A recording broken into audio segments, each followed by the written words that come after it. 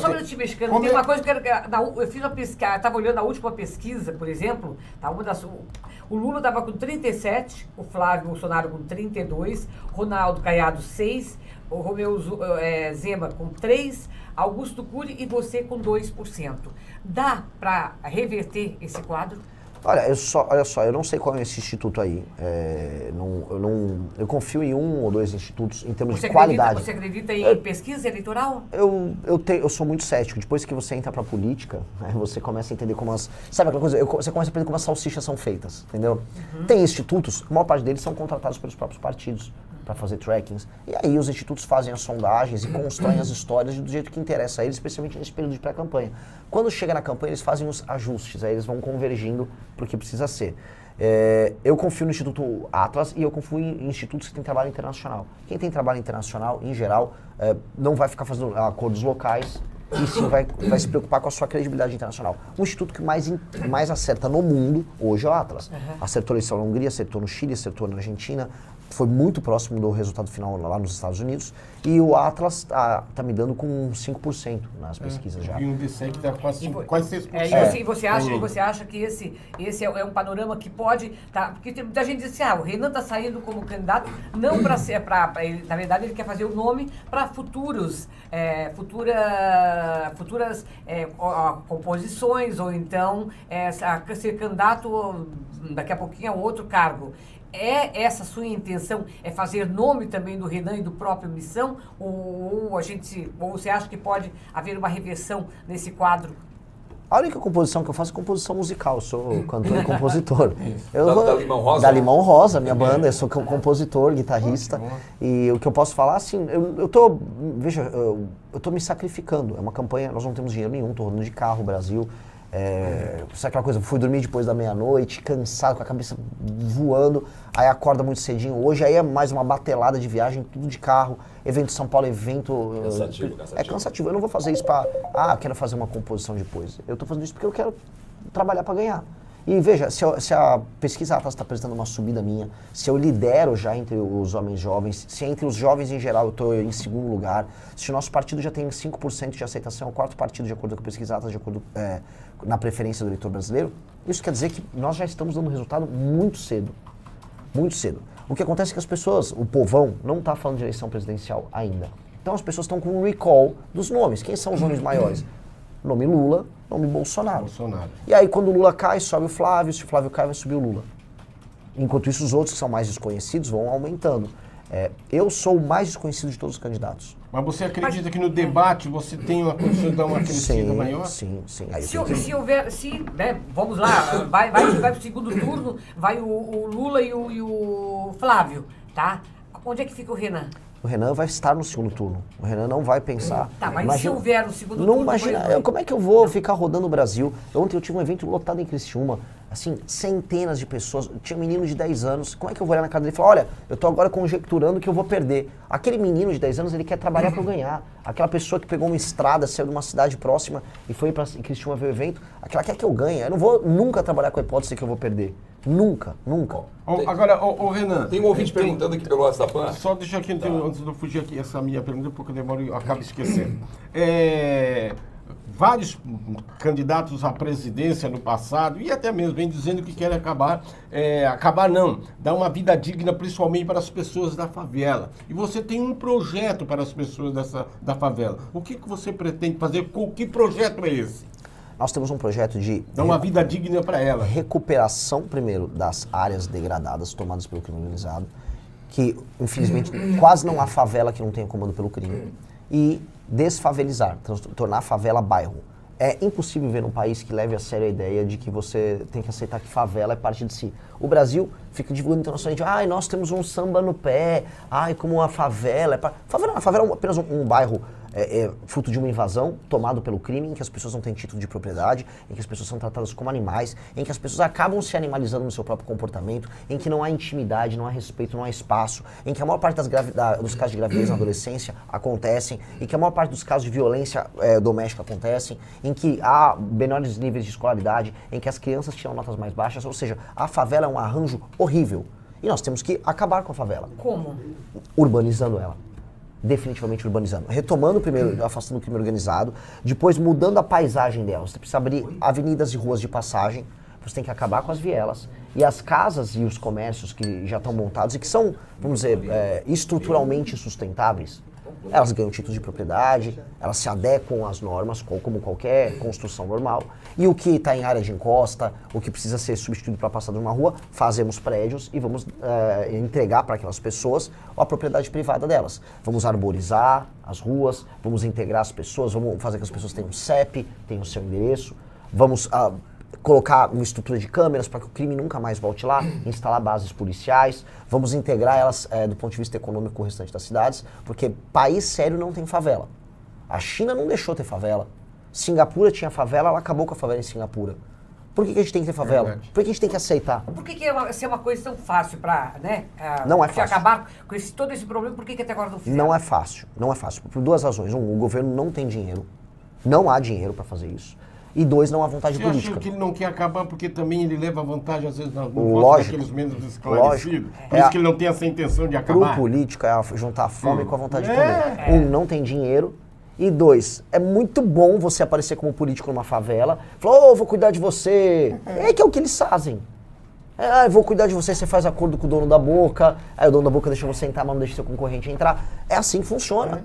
Assim, todo mundo sabe.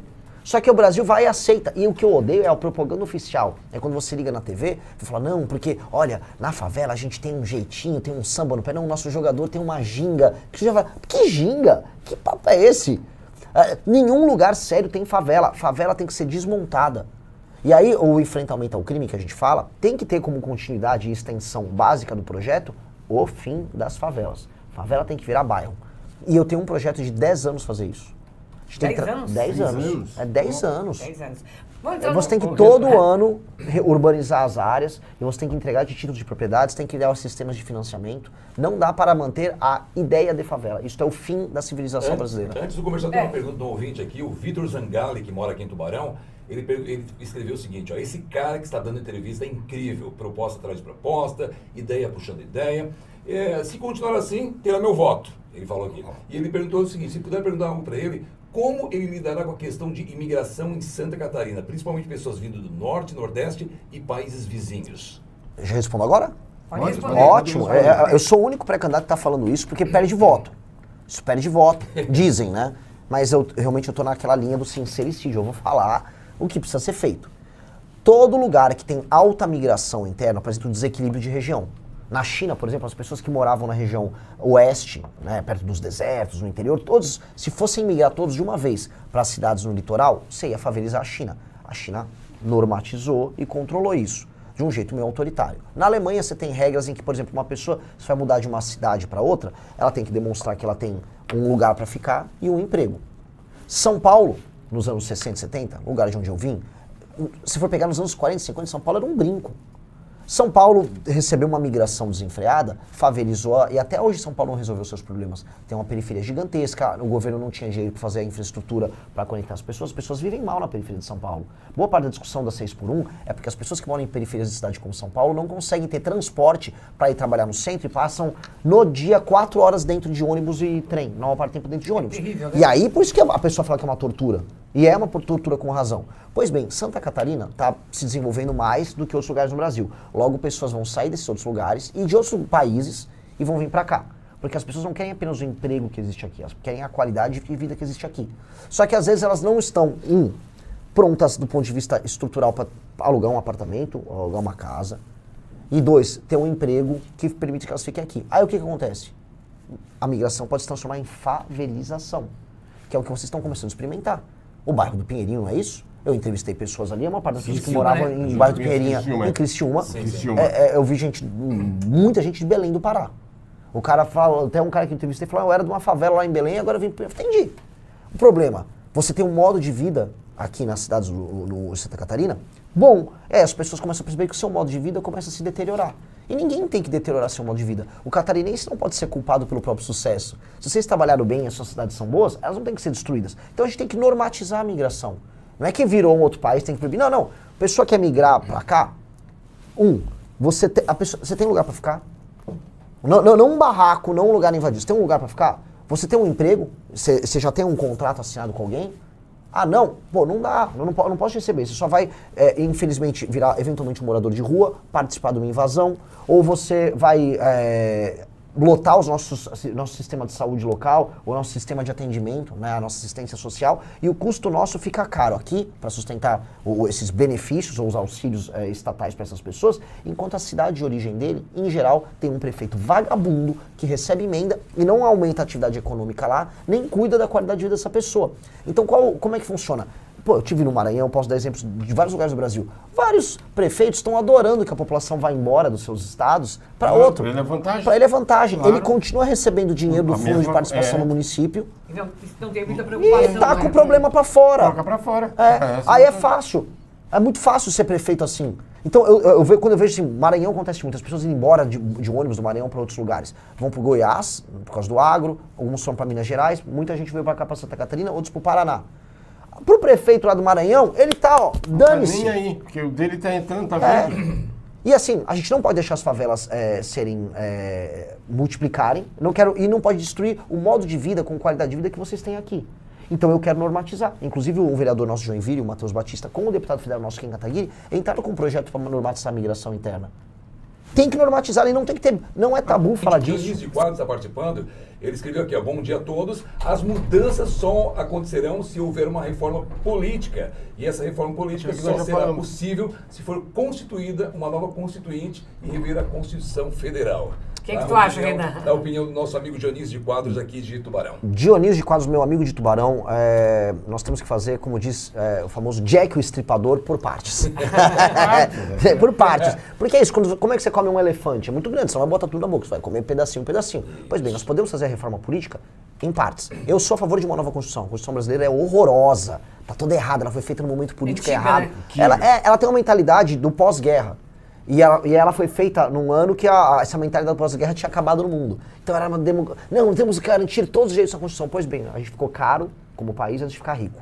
E a perspectiva política nossa virou uma política de todo mundo mitiga a ação um do outro, com o Ministério Público mandando demais, com o Legislativo e o Judiciário mandando demais, e o Executivo não consegue trabalhar. E a gente não consegue entregar política pública para nada. Uma reforma política tem que devolver o poder para o Executivo, tem que impedir que o centrão exista, que o centrão é uma manifestação da política corrupta, e temos que dificultar esse tipo de forma. E eu tenho uma forma, não sei se vai dar tempo de estar no programa, mas nós temos uma forma disso, e dá para fazer isso na Constituição atual, reformar a atual.